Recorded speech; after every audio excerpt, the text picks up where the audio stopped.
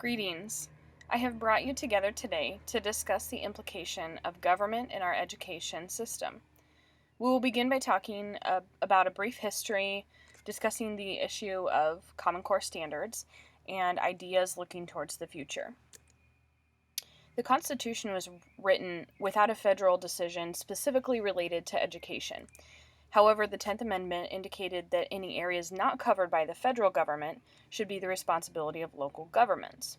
Thus, education has originally been something defined and regulated by local government authorities. It wasn't until the mid 1930s, with the Great Depression, that the general welfare of the United States was threatened by collapsing economic systems. At this time, federal government began providing more funding to the states, specifically for the education of students. At that time, however, any federal programs were generally not well organized, and they were pretty aloof and not very controlling. After the Sputnik incident in 1957, however, then federal funding and a motivation to make national policies related to education increased dramatically. Since this time, federal involvement has fluctuated, but has certainly remained significant. Related to federal government involvement in public education, many of you are aware of the current desire to have a Common Core standard for all students participating in public education. The Common Core was something that was created in correlation with the federal government. It was not a mandate. It was not something that was required of the schools, but it was something that was recommended for them to adopt. The Common Core basically just indicates in all of the different subject areas what specific goals, essentially, and criteria that students should have met by certain grade levels in all of those various subjects. There are certainly some pros and some cons to the Common Core standards. Some positives can include, first of all, students moving from one state to another. If they would move in from a state that has adapted the Common Core to another state that's adapted the Common Core, then there may not be as much of a gap in their educational learning. Obviously, the teachers can still teach the material at whatever rate they choose within each grade, and using whatever techniques that they feel are most appropriate to their classroom. However, there would at least have the basis of that student having mastered, say he moves in the middle of grade 3, he would have mastered all of the skills required from kindergarten, first and second grade.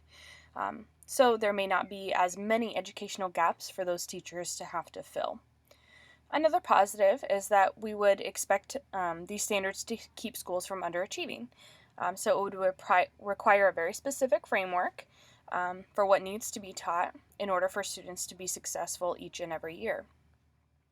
Third, ending goals for those participating in the Common Core standards are designed to promote success in students after graduation. So the Common Core then, basically when they started it, they worked backwards. So they looked at what the student needed to know by the time they graduated, and then it broke down the skills, looking backwards, making sure that the student got all of those skills, was taught all of those skills throughout their education. So by the time they graduate, they would have those skills to either go on to a career or go on to further education. Some negatives of the Common Core can be things like decreased local control. And this is probably the biggest one where Common Core has experienced a lot of backlash. The locals would not have as much control over what would be taught because the standards are already built in. So the ultimate goals for those students would already be included in those things that were written from, a federal standpoint, using teachers' unions, teachers' opinion, and certainly research as well. Second of all, there's the concern that teachers would be required to follow only the standards required of their grade level, and they would not be allowed as much flexibility in how they could teach the material or what they could teach, where larger projects might be more frowned upon. Another concern that people have with the Common Core as well is that teachers will be teaching more to tests. The concern is that the Common Core is established basically to just set certain standards that match well with achievement tests, so that we demonstrate growth on achievement tests, but kids aren't really learning any true problem-solving ability and knowledge and skills that they're going to carry with them. The issue of the Common Core standards will be one that parents and educators alike will be able to formulate an opinion about and vote in the upcoming 2016 election based upon the candidate that reflects their own beliefs about the standards. Currently, Donald Trump has completely denounced the Common Core standards and believes them to be a disaster. He vows to protest against and attempt to get rid of the Common Core if elected as president. Hillary Clinton, on the other hand, has indicated her complete support for the Common Core and believes it is a great way to ensure equality and consistency in education for students of all socioeconomic backgrounds. After providing you with some background information related to federal and local control of school districts, I hope you're able to formulate your own opinion regarding the Common Core standards and can keep watch for other federal programs that may infringe upon our local rights to control education. I would personally encourage you to always keep your decisions based upon the success of our students. Currently, the Common Core is not a federally mandated program.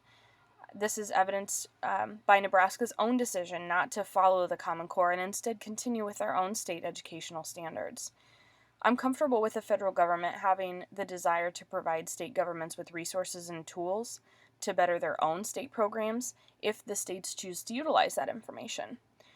Obviously, the federal government does not know how your own individual school districts or our own individual school district functions directly, which is why I believe it's important for us to always consider what recommendations the federal government might be providing us, and then always compare them to what our current needs are in our own educational structure before just blindly following them, abiding by them, and adopting them.